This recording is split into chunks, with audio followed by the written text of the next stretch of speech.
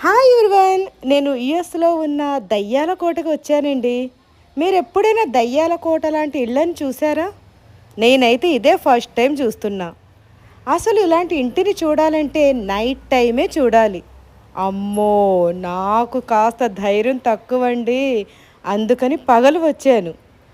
కానీ మా అత్తగారు చెప్పిన ఒక మాట ఇప్పుడు గుర్తుకొస్తుంది.